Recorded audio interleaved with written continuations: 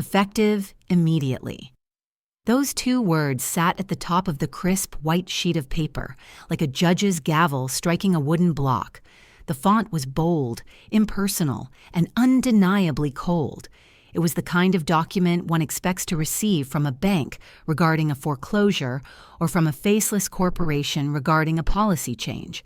It was not, however, the kind of document a mother expects to receive from her daughter across the kitchen table, where they had once baked cookies and colored in coloring books. I stared at the paper, my reading glasses slipping slightly down the bridge of my nose. The steam from my coffee cup curled into the air, the only thing in the room that felt soft or moving. Across from me, Chloe sat with her arms crossed, her posture rigid.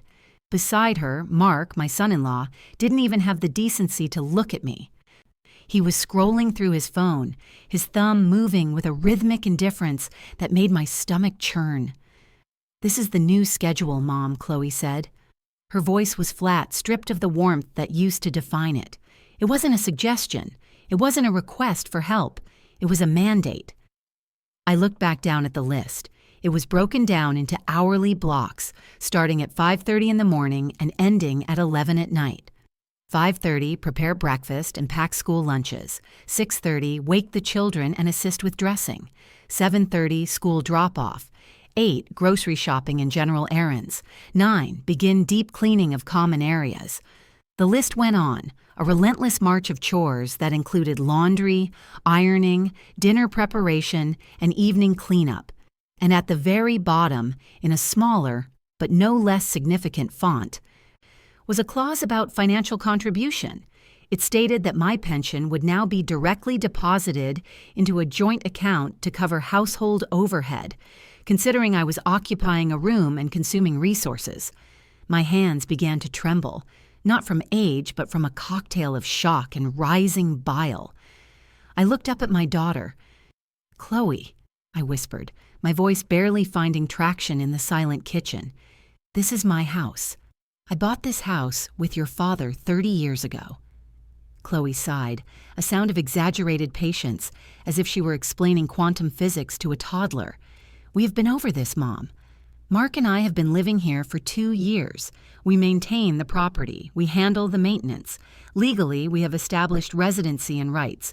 We are simply formalizing the arrangement to make things run more efficiently. If you don't agree to the schedule, you are welcome to find other living arrangements. But we aren't leaving." Mark finally looked up from his phone, a smirk playing on his lips. "It's about contribution, Ilara. In the real world, everyone pulls their weight. You're retired. You have all day. We work. We have stress. It's only fair that you manage the domestic side of things, since you're just sitting around anyway. Just sitting around." The words felt like a physical slap. I had worked for 45 years as a head nurse in a trauma unit. I had raised Chloe alone after her father, my beloved Arthur, passed away when she was 12. I had saved every penny, sacrificed every vacation, and worn the same winter coat for a decade to pay off the mortgage on this 4-bedroom craftsman house in Seattle. Now, at 68 years old, I was being demoted to an indentured servant in the very home where I had scrubbed the floors on my hands and knees to make them shine for Chloe's prom. I looked around the kitchen. The granite countertops were cluttered with Mark's protein shake bottles and the kids' sticky cereal bowls, which I was expected to clean. The walls, once painted a warm, inviting yellow, were scuffed from the boys playing indoor soccer, something I had asked them repeatedly not to do. "You're threatening me," I said, the realization settling in my chest like a heavy stone. "You're blackmailing me in my own home." "Think of it as a restructuring," Chloe said, examining a chip in her manicure. "Look, Mom, be realistic. Where are you going to go? Rents in the city are astronomical. Your pension is decent, but it won't get you a place like this. Here, you have family. You have a roof. You have your grandkids. All we ask is that you be useful. It gives you a sense of purpose. It's better than rotting away in front of the television like most women your age." I looked at my grandsons, Leo and Sam, sitting in the living room. They were 10 and 8, wearing headphones, completely obliterated from the world by the blue light of their tablets. They didn't look up. They didn't smile. They had learned, over the past 2 years, to treat me as part of the furniture. Grandma was the one who found the lost controller. Grandma was the one who made the grilled cheese. Grandma was the service staff. Leo shouted toward the kitchen without taking his eyes off the screen. "Grandma, I'm thirsty. Get me a juice." It wasn't a question. It was a command. I saw Mark smile. "See? They need you. It's a symbiotic relationship." I stood up, my knees popping slightly. The paper remained on the table. I felt a sudden, desperate need for fresh air, but the schedule said I had to start laundry at 9, and it was already 8:45. The psychological cage they had built around me was invisible, but the bars were made of steel. "I'll get started," I said quietly. "Good," Chloe said, standing up and smoothing her skirt. She walked over and patted my shoulder, a gesture that felt more like a master praising a compliant dog than a daughter hugging her mother. "We love you, Mom. This is for the best. We just need order. Order." That was the word they used to disguise their greed. The next few weeks were a blur of exhaustion. I became a ghost in my own life. I woke before the sun, the house cold and silent, to scramble eggs and pack lunches. I drove the boys to school, enduring their silent treatment in the back seat as they played games on their phones. I scrubbed toilets that belonged to me but were soiled by people who didn't respect me. I ironed Mark's shirts, careful to get the creases just right, fearing his passive-aggressive comments if I didn't. One Tuesday afternoon, while I was folding a mountain of laundry in the living room, I overheard Mark on the phone in his home office. He hadn't closed the door completely. "Yeah, we're saving a fortune," he was saying, laughing. "No rent, no grocery bills, free childcare and housekeeping.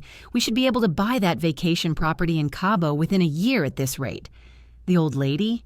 She's fine. She likes staying busy. Keeps her from getting senile." I froze, a shirt clutched in my hands. The vacation property. They had told me they were saving for a bigger house for the family, explaining why they couldn't contribute to the bills. They were bleeding me dry to buy a beach house for themselves. That evening, the humiliation deepened. Chloe came home with several shopping bags from high-end boutiques.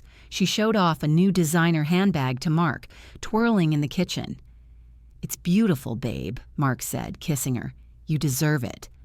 "Mom, dinner isn't ready yet?" Chloe asked, glancing at the stove. "The schedule says dinner at 6:30. It's 6:40. "I'm running behind," I said, chopping vegetables as fast as my arthritic fingers would allow. The vacuum cleaner broke and I had to fix it. "Well, try to manage your time better," she said, her voice dripping with disappointment. "We're starving. Oh, and by the way, we need to talk about the sleeping arrangements." I stopped chopping. The knife hovered over a carrot. "What about them?" "Mark's mother, Barbara, is coming to stay for a while," Chloe said, picking a grape from the fruit bowl. "She's been lonely since her cat died. We invited her to come live with us for a few months to cheer her up." "Here?" I asked. "But we don't have a guest room anymore. The boys took the 2 spare rooms, and you have the master." "Exactly," Mark chimed in, leaning against the counter. "That's why we need you to move into the den. It's smaller, sure, but it's cozy. My mother needs a proper bed. She has back issues. The den was a glorified closet off the garage. It had no windows, no closet, and was drafty in the winter. It was where I stored the Christmas decorations and the vacuum cleaner." "You want me to sleep in the storage room?" I asked, my voice trembling. "It's temporary, Alara," Mark said dismissively. "Don't be dramatic. My mother is a guest. Hospitality is important. You, of all people, should know that." Barbara arrived 2 days later.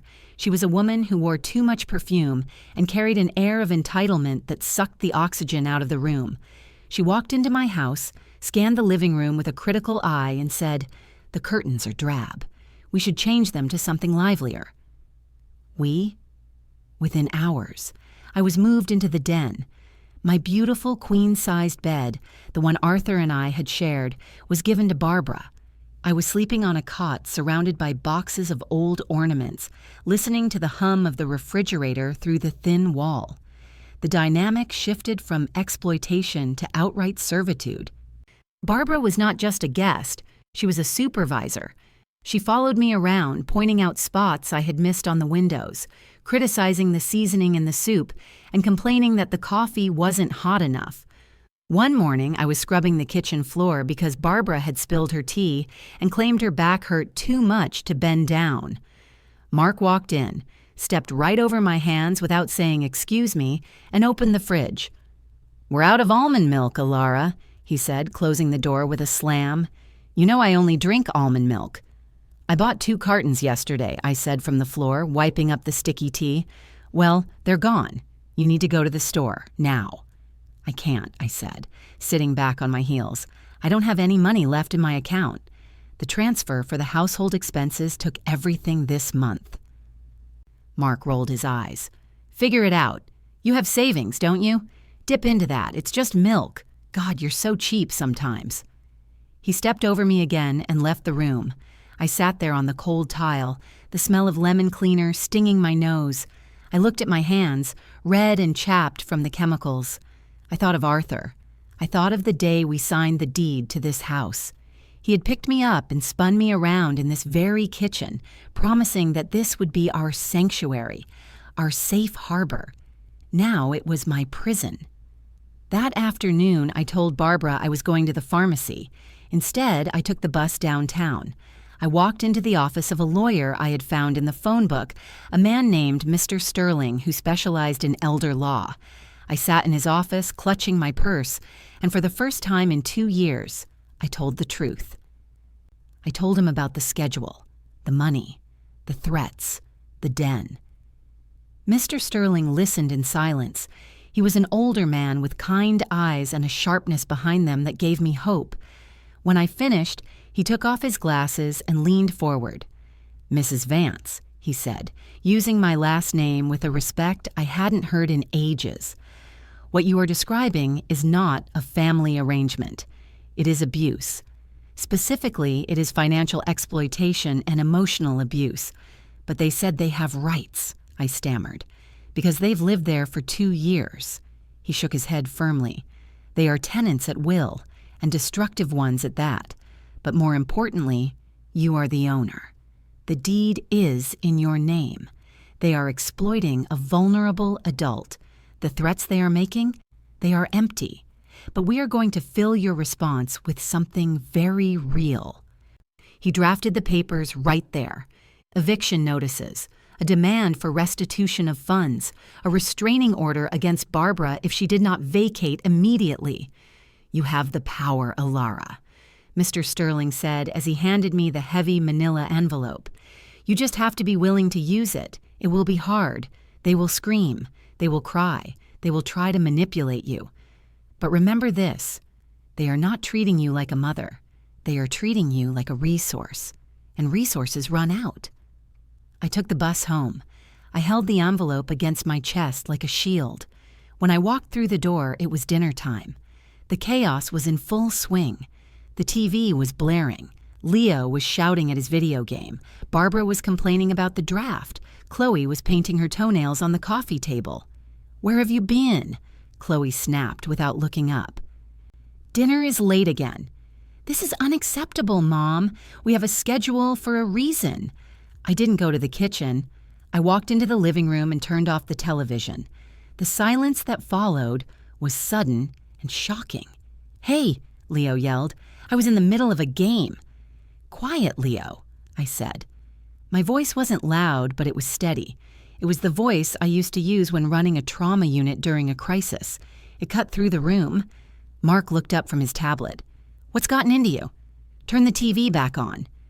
"No," I said. I placed the manila envelope on the coffee table, right on top of Chloe's fashion magazine. "What is this?" Chloe asked, eyeing the envelope suspiciously. "It's the new schedule," I said. Mark laughed, a cruel barking sound. "Finally got with the program, did you? Open it." Chloe reached out and tore open the envelope. She pulled out the documents. I watched her eyes scan the first page. Her face went pale, then red. "What is this?" she shrieked. "An eviction notice? Are you insane?" Mark snatched the papers from her hand. "What? You can't evict us. We have rights." "Read the second paragraph, Mark," I said, standing tall. My back didn't hurt anymore. My hands weren't trembling. He read it. His jaw dropped. This says you're charging us back rent for 24 months and claiming elder abuse?" "That is correct," I said. "Mr. Sterling, my attorney, has advised me that your behavior constitutes a criminal offense in this state. Financial exploitation of a senior citizen, the coercion, the seizure of my pension, the unauthorized occupant." I gestured to Barbara, who was looking from Mark to me with her mouth open. "Who is unauthorized?" Barbara sputtered. "I am a guest. You are a trespasser," I corrected her. "You have 48 hours to vacate my property. As for you two," I pointed to Chloe and Mark, "you have 30 days. Unless, of course, you wish to contest this in court. Mr. Sterling is very eager to present the schedule you wrote out for me as evidence to a judge. He thinks the jury will find the clause about my 5:30 a.m. wake-up call particularly illuminating." Chloe stood up, tears instantly welling in her eyes. It was a performance I had seen 1,000 times, but for the first time, I saw the strings. "Mom, how can you do this? We're family. We're your babies. You're going to kick your own grandchildren out on the street?" "I am not kicking you out," I said calmly. "I am reclaiming my home. You are two able-bodied adults with full-time jobs. You have 30 days to find an apartment. That is more than generous. As for the grandchildren, they are welcome to visit their grandmother, provided they learn some manners. But they will not live here under a regime that treats me like a slave. But we're saving for a house," Mark shouted, his face turning an ugly shade of purple. "We can't afford rent and save at the same time." "Then don't buy the vacation home in Cabo," I said. The room went deadly silent. Mark looked at Chloe. Chloe looked at Mark. The secret was out. "You heard that," Mark whispered. "I hear everything," I said. "I clean the rooms you talk in. I wash the clothes you hide receipts in. I know about the Cabo savings. I know about the designer bags. I know you view me as an expiration date, not a person." I looked at Barbara. "And you? Get off my sofa. That is Italian leather. And you are spilling crumbs on it." Barbara gasped, clutching her pearls. "Well, I have never been so insulted." "Then leaving should be easy," I said. The next 30 days were a war of attrition. They tried everything. They tried screaming. They tried the silent treatment. They tried to weaponize the children, telling Leo and Sam that Grandma is mean and wants us to be homeless. It hurt. It hurt to see my grandsons look at me with confusion and anger. But I held firm. I remembered Mr. Sterling's words. Resources run out. I stopped cooking. I stopped cleaning their messes. If Mark left a protein shake on the counter, I put it in his bed. If Chloe left her laundry on the floor, it stayed there. I cooked solely for myself, eating delicious, simple meals in the dining room while they scrambled to order pizza. I moved back into my master bedroom the day Barbara left. She left in a huff, calling a taxi and dragging her 3 oversized suitcases, cursing the day she stepped foot in this dreary little shack. I stripped the bed, washed the sheets in hot water with lavender detergent, and slept for 12 hours straight. Finally, the moving truck arrived. Chloe was crying as she packed the last box. It was a mournful, self-pitying cry. "I hope you're happy, Mom," she said, standing in the doorway of the empty living room. "You're going to be all alone in this big house. You're going to die alone, and no one will find you for days." I looked at her, really looked at her, and realized that the daughter I loved was buried somewhere deep beneath layers of selfishness and entitlement that I could no longer excavate. "I won't be alone, Chloe," I said softly. "I'll be with myself, and I happen to like her company. I haven't been able to spend time with her for 2 years." She turned and left, slamming the door behind her. The silence that followed wasn't empty. It was full. It was rich. I walked through the house, touching the walls.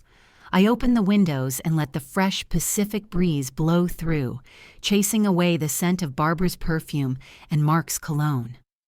The first week was strange. I kept waking up at 5:30 a.m. in a panic, thinking I was late for the lunch packing. Then I would remember.